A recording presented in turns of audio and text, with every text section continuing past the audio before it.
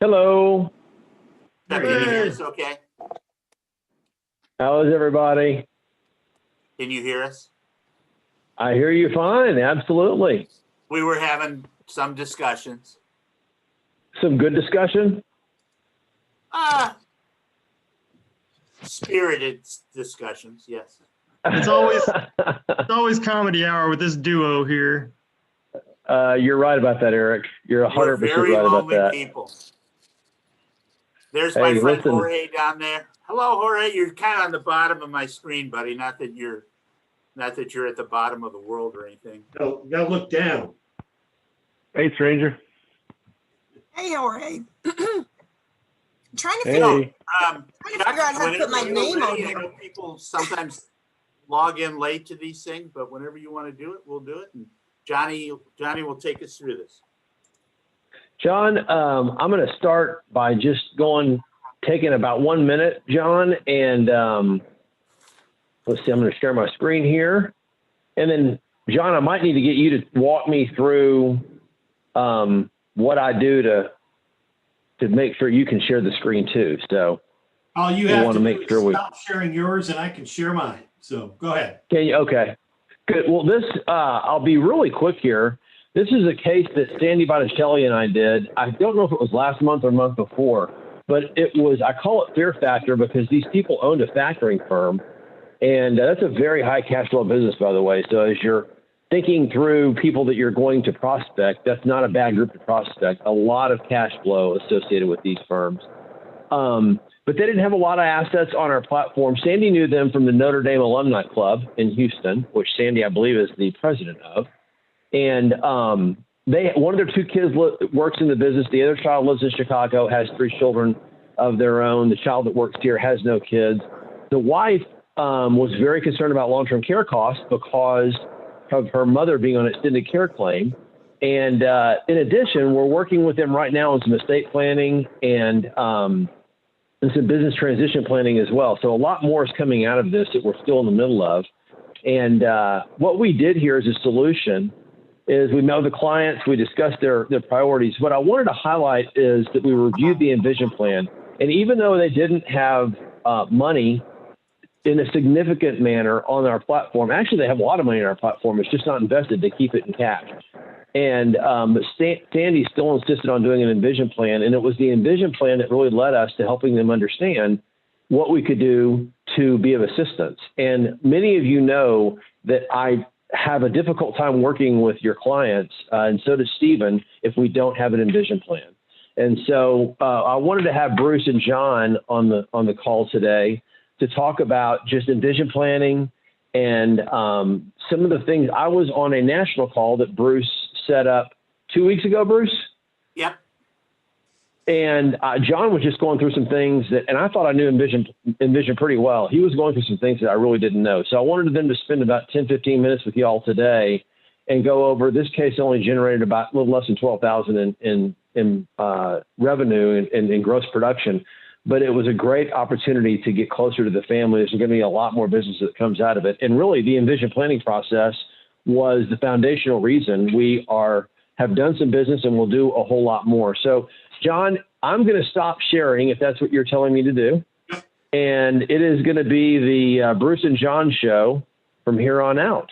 So take it away, thanks. gentlemen. And John, if you pull up your screen, John and I, we do these calls a lot. And there are, the other day he was talking, and about halfway through, I go, am I supposed to be seeing something here?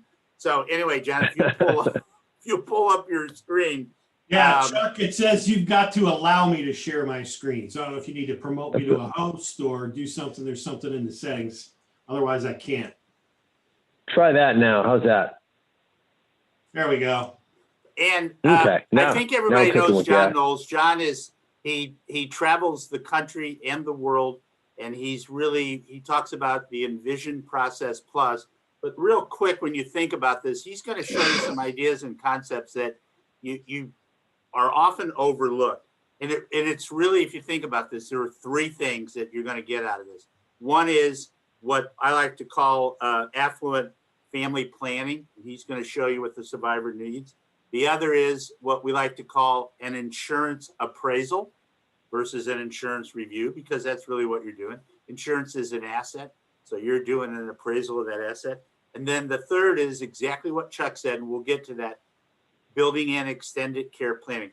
Johnny, take it away, buddy. Yeah, well, thank you, Bruce. And can you see my screen, everyone? Just want to make Yes. sure. Yeah, I did perfect. this the other day for 5 minutes and nobody told me.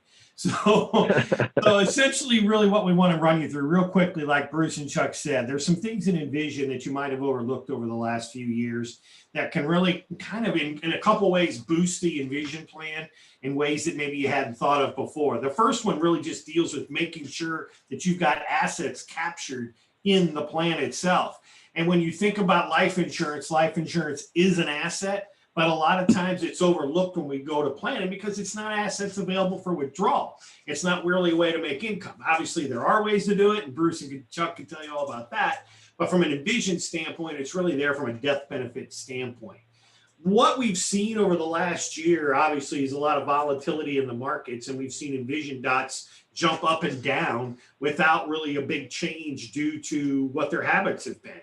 And that's really because of the fluctuating balance in their portfolios. When you think about what Envision needs to run a calculation, it really goes in this order. It's age and how long they've got until the end of their life expectancy. So age is one. Number two is their portfolio balance. And that has certainly gone up and down in the last 8 to 10 months. Number three is what they spend each and every year. And that has a huge effect on what someone's score is, as you know. Number four is how they allocate the assets. And number five is the estate goal. And really the estate goal is really the thing that of all the other things they want to do, and the calculation runs and it says, do they have enough money left to meet their estate goal? And if that's a yes, that's a simulation in the win column. We get 800 out of 1,000 simulations with a yes and one in the win column. That's a score of 80. All right, that's the plan result.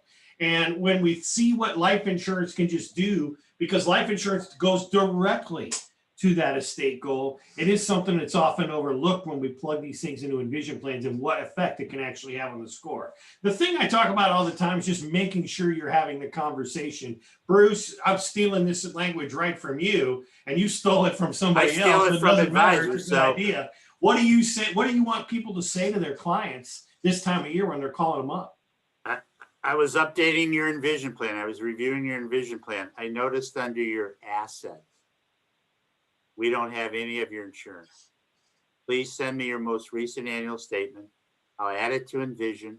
I'll also have my specialist, my wealth planning specialist, take a look at it, make sure it's up to date, period. Yeah. That's all you need to do. And I got that from an FA. And what he said to me was, he goes, look, you're using the word asset. People don't think of life insurance. You guys know this. People don't think of life insurance as an asset because they're making a premium. They think it's a liability. It's one of the biggest, most undermanaged assets. Chuck talks to you about this stuff all the time, so I'm not going to beat it to death, but there's so much cash value out there. Unbelievable. John, show them what happens to Envision. Go ahead, Chuck. Hey, yes, Bruce, just 30 seconds. I was going to say, hey, John, I just wanted to mention one thing as a connection to what Bruce said. It's funny how many cases we do that are very large that start with insignificant insurance policies. Yep. Because they get us in front of the client to talk about other planning ideas. Because when you talk about insurance, pretty much you open Pandora's box in terms of all the crazy stuff going on in people's lives. You know, my kid's got a substance abuse problem. I went through a divorce and it's been real bad. I mean, just all kinds of things that are fertile ground for us to help them from a planning standpoint. So sorry, Bruce. Sorry, John. By the way, Chuck, sorry to hear that. I'm sure you'll remarry again. But anyway, John, if you bring up the don't give Lori any ideas, wants to Bruce. talk about that on this call is beyond me. Hey, Bruce, Lori's been trying to shake me for 31 years. So,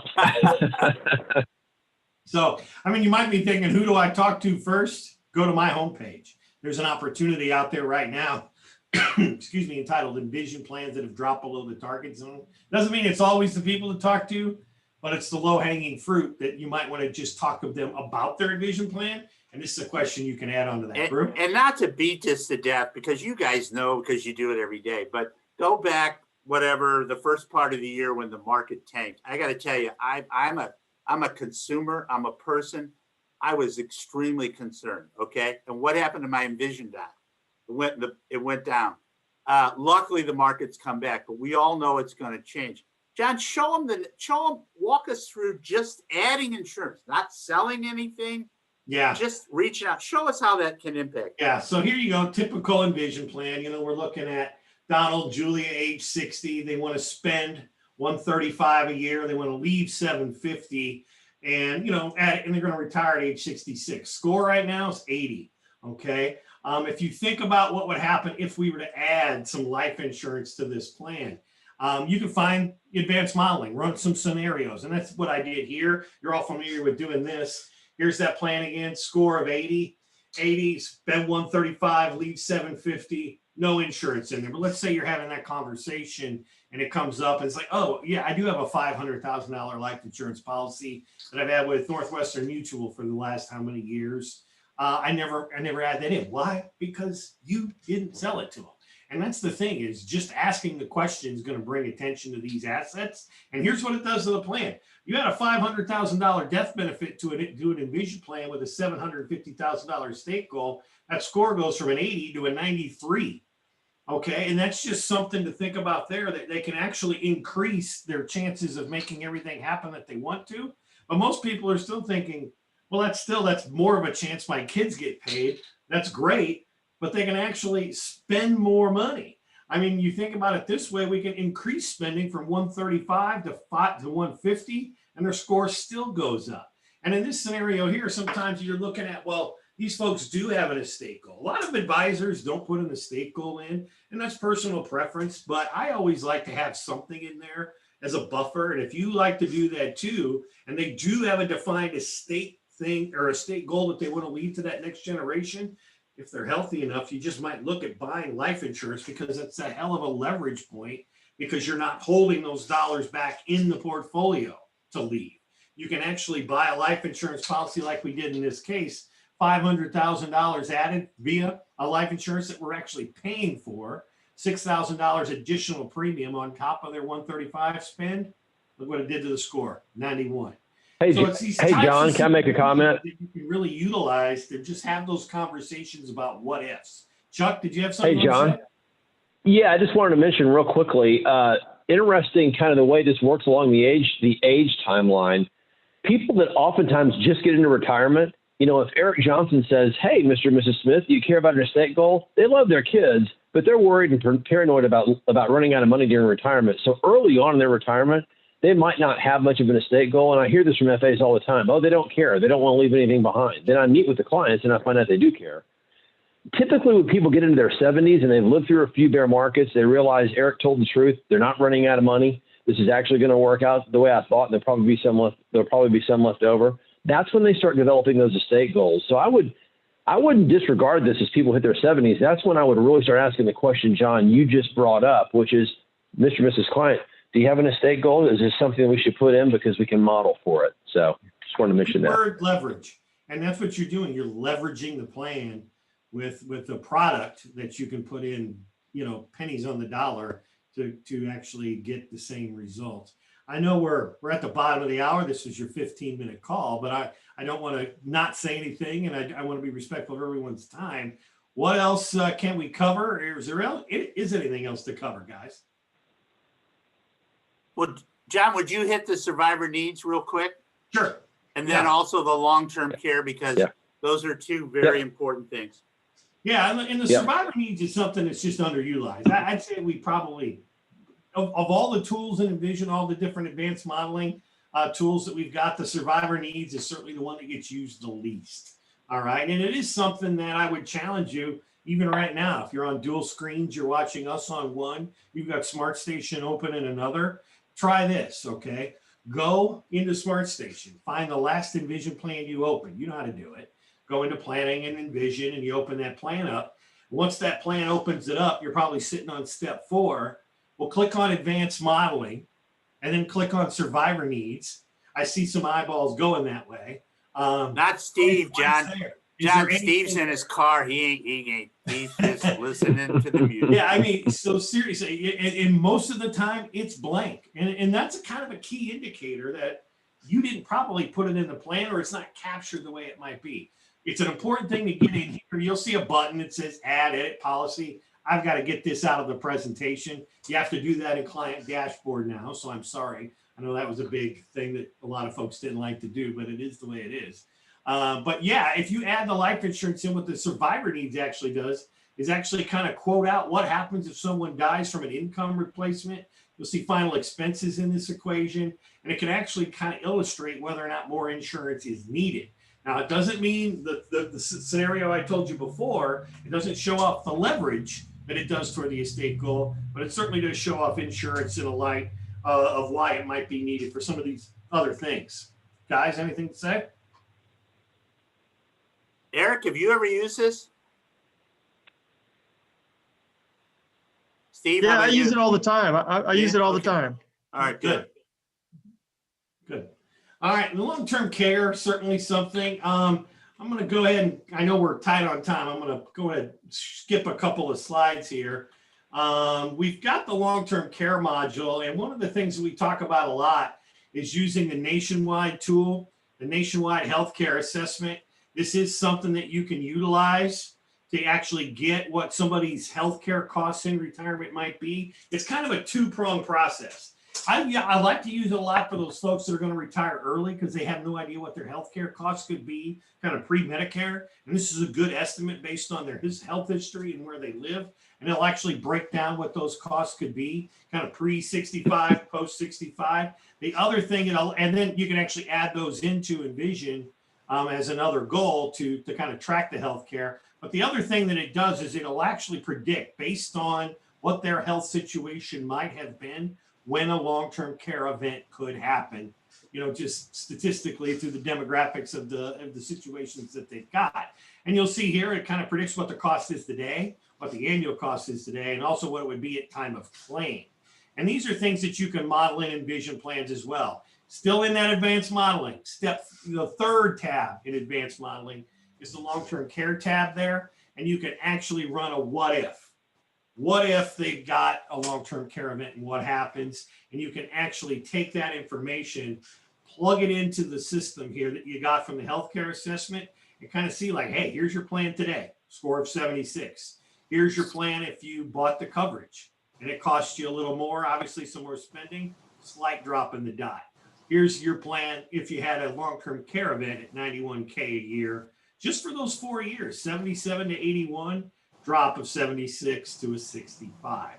This is something that from a long-term care perspective, and I'm sure Chuck and Bruce can tell you better stories than I can. It's personal to me, certainly because I've had family members going through this. If you're not talking about long-term care at reviews, please just add that to the agenda. And I'm not talking about pitching long-term care insurance the first time. It's just adding long-term care, extended care to their annual review. And when you get to that part, just say, what's your plan? Bruce, what's your plan for long-term care? Do you have one? Yeah. And those clients let are them going to go. kind of tell you. They probably don't know. And John, I gotta jump in here. Two things real quick. And I always say this on calls, but I see it every day. Chuck sees it too. Two things. Use the Nationwide. That is very easy. It's on Infomax. You just look it up. You can get the fact finding. Send it out to your clients. It's the end of the year.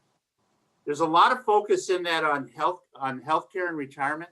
That is a given, guys. That ain't something that, we talk about long-term care. It's not going to happen to me. They're going to pay for supplemental pop. They're going to pay for that. And that's not a makeup thing. Send them that because, as John usually says when he does this, this isn't a plan. This is their plan. I've done it very simple. Now, on the long-term care, when you think about clients, please, please, please, I cannot tell you how many times advisors are like, this guy's worth $5 million. He can self-insure. Yeah, he can self-insure. Chuck sees it every day. John and I see it in St. Louis when we do those VIP high net worth client visits. We see it every time. High net worth clients buy into the strategy. It's not because their dot is dropping. It's because they get the concept of leverage and the rate of return on repositioning the asset. And that's what we're doing. We're repositioning an asset. I'm telling you guys, I can tell you a million stories, but they literally, it's not uncommon. They'll come into a meeting. You got a high net worth client, $10 million, $20 million clients. These are not schmoes, okay? Can I say schmo on a call? I don't know, John. Is that the You Anyway, could say schmo, Yeah. not schmuck. oh, no schmuck. Okay. They'll come in. I have had them come in with illustrations from insurance companies on asset-based long-term care. And in front of the advisor say, oh, I wanted to see if this was a good idea. And you never talked to me about it. And I didn't know.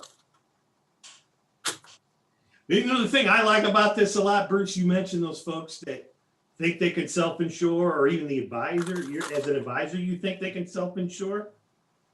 This proves it. You plug the numbers in and run the scenario, and it'll tell you if the numbers don't change very much. Yeah, they can self-insure. No. I mean, John, it's a better way to self-insure. You know, if it's 5% tax-free at 85, where do we go and back our truck up and load it full of 5% guaranteed tax-free stuff? Nowhere. Yeah. I mean, here, that's it. Steve, I see you unmuted your line. Were you going to ask a question, or were you just changing the radio dial in your car? I was just going to chime in and just urge people to ask the question, because if you don't, it's just like a no. You know? Exactly. Thank you, Steve. And this isn't your grandfather's long-term care stuff anymore. I mean, I won't get into it, but Chuck knows as well as I do, we use it a lot with not only the asset-based, or I don't want to call it the simplified stuff, but we do it with policies we put in place. In other words, if they're doing legacy planning, so John showed you the the estate planning goal, you can add it on to that policy, and you'll have that long-term care element to it. So, hey, by the way, in case you need long-term care, we're not going to spend down in your portfolio. I'm going to accelerate the death benefit on that life insurance. You can also do it, Chuck, for 2 people. Nationwide has it where you can get. So anyway, guys, I don't want to beat the drum, but you know, my thought is when you look at this stuff, and you know better than I do, but the insurance appraisal or policy reviews. So look at clients 45 to 80. And you're probably going, 80? Did he say 80? Yeah. Look at these clients because they have the higher the net worth. So set your net worth meter, you know, $1 million, $2 million in investable assets. They own cash value life insurance. I guarantee it. And you've got to do a review. And that's where Chuck can help you on that. Affluent planning, that's where John had it in there with the estate planning goal. Look at your clients that are 2 million above in investable assets. Take a little look. If they don't have it, maybe you ought to have that conversation about it. Or possibly if they don't have it listed, it's because you never asked them. You can add it. And then finally, when you look at extended care planning, a long time ago, we used to say, when I was a kid, we'd say, look at clients of 250,000 and above. Nah, look at clients of $1 million and above. Okay, they're the ones buying. Chuck. Bruce, thanks. John, thank you so much. We went a little bit over, but I wanted to get this in before year end. Bruce, I think we're going to circle back sometime in the late winter, early spring, right? And you and John are going to have some new voodoo for us. Yes, sir. We got a lot of voodoo, yeah, Chuck. good. Yeah, you do. I got to add one more all. thing, and you guys know this. Chuck, Adam, I got to do a commercial for Chuck and Wendy. You are fortunate. You know, you really are. You know, we struggle in some areas of this country. I say this all the time, very sincere, because this is a big deal. There are areas of the country where we do not have the quality of insurance wealth people like Chuck and Wendy. You guys are really lucky. You really are, because I'm telling you, there are areas where I got to rely on second-class people. And so please work with them. Thank you, Bruce. That's very nice. Everybody, have a great rest of the week, and we'll be back next week for our last one of the year. So next week will be our last 15-minute success story of the year. So we'll get Bruce to chime in next week if he has time anyway, and he can listen and maybe make a few comments. We won't bug John with it, but I'm a very lonely person. I get on any call I can get on. Thank you. All right, guys. Thanks, everybody. Thanks, y'all have a great day. Thank you. Talk to y'all Bye, guys. soon. Bye. Take care. Bye, Eric.